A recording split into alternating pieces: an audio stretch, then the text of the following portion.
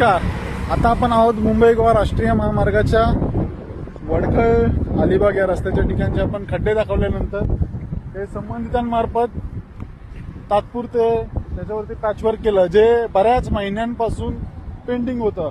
आशा होती की त्यांनी पूर्ण रस्त्यावरती करावं, परंतु तुर्तास एवढं केलं. आता जे मोठे मोठे खड्डे होते, ज्या ठिकाणी अपघात घडले आणि अपघात घडल्याचे व्हिडिओ जेव्हा आपल्याकडे आले किंवा त्या ठिकाणी गेल्यानंतर समजलं की हा एव्हिडन्स, हा जो डेटा संबंधित प्रशासनाला दाखवल्यानंतर त्यांनी त्याच्यावरती पॅचवर्क केलेलं आहे. परंतु मला हे सांगायचं आहे की काही नागरिकांना हे देखील वाटतं की बाबा मग दादा हे सर्व करताना तुला काय पैसे मिळतात का, नक्की काय आहे याच्या पाठीमागं. तर मला त्यांच्यासाठी स्पष्ट सांगायचं आहे की मला हे सर्व करत असताना अजिबात कोणत्याही प्रकारचे पैशांनी मी अपेक्षाही करत नाहीये, ठीक आहे. पण हे करत असताना मला एक मिळतं मात्र नक्की, ते म्हणजे आत्मिक सुख, आत्मिक समाधान. माझ्या आयुष्यातला काही वेळ जातोय, पण नागरिकांचे जीव वाचावेत, त्यांना होणाऱ्या अडचणी त्या कमी व्हाव्यात. म्हणजे रस्त्या अपघातामध्ये आज रायगड जिल्ह्यात किती लोक मृत्युमुखी पावतात आणि या महामार्गावरती किती लोक, ते वाचावेत, याच्यासाठीचा आपला हा अट्टास प्रयत्न असतो.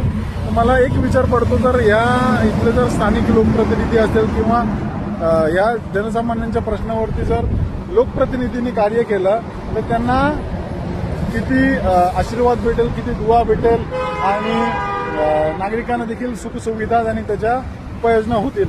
तरी सर्व संबंधित लोकप्रतिनिधींनी देखील याची विचार करावा, नागरिकांनी देखील जागरूक होऊन प्रश्न विचारावेत. दुसरं काय करणार, जेवढं जमतं तेवढं कार्य करत राहायचा. धन्यवाद. जय हिंद, जय महाराष्ट्र. म्हणजे एकच सांगायचं आहे की दाखवल्यानंतर प्रश्न सुटतायत, ते की नागरिक म्हणून पाठपुरावा करा, थोडं का होईना पण एक बदलाची सुरुवात. परंतु आपल्याला याच्यामध्ये आणखी काम करायचं आहे. धन्यवाद. जय हिंद, जय महाराष्ट्र. चालू कर. रेडी. नमस्कार. रायगड जिल्ह्यामध्ये पर्यटनाला चालना आपण पाहू शकतोय. जो अलिबागचा रस्ता आहे, मुंबई गोवा राष्ट्रीय महामार्गाला जोडतो, मर्सिडीज सारख्या मोठ्या मोठ्या गाड्या येतात, पर्यटन येतात आणि इथं अशा पद्धतीचे खड्डे या राष्ट्रीय महामार्गावरती आहेत.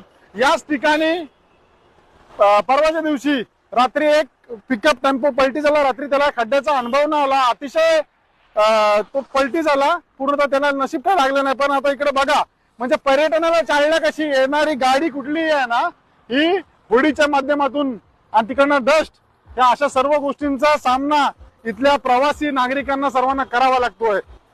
तर हा आहे मुंबई गोवा राष्ट्रीय महामार्गावरची ही वस्तुस्थिती.